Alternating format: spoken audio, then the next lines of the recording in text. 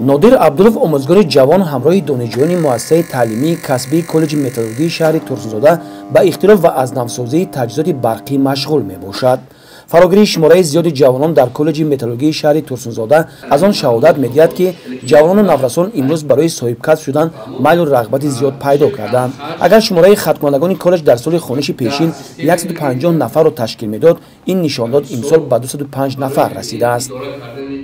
این استندی در نواردیده شده نقشه سیگنالیزاسیونی پیش از کاراندازی که در زواد آلومینی توجیک و دیگر زوادهایی که متال آبکنی هست استفاده کرده می شود.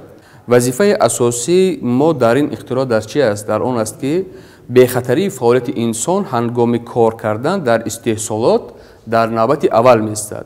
نوبت دوم در چی است؟ نوبت دوم در همین است که ما نقشه عادی ترین کتین ما پیش از کار انداختن یگان دستگاهی که متال آب میکند خطرناک است برای جسم انسان آگاهانیده که مقصد همون انسان باید به خطر کار خودش و فعالیت خودش را ادامه دهد. مؤسسه تعلیمی کسبی کالج متالورژی شهر ترسونزاده یکی از مؤسسه کهنه‌ترین در مملکت به حساب می رود. آن سال 1978 در زمینه آماده کردن متخصصان برای کارخانه واحد دولتی شرکت آلومین توجیک تأسیس یافته است. این درگاه تعلیمی در مدت فعالیت 30 ساله خود اکثر کارخانه‌های صنعتی جمهوری را با متخصصان صاحب کسب تامین نموده است.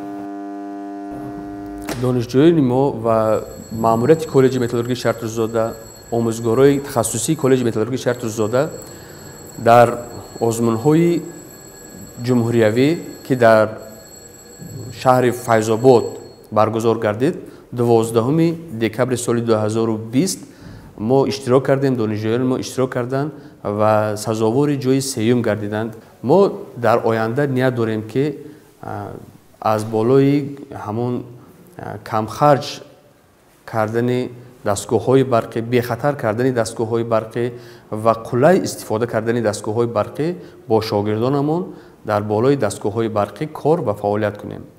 مقصد و وظیفه تمام آموزگار این برای پیشرفت شدن کار استحصالات و خوب از خود کردن کسب‌های گوناگونی امروز در خلق و جمعیت امروزه مفید هست در دسترس کرده توانیم باید.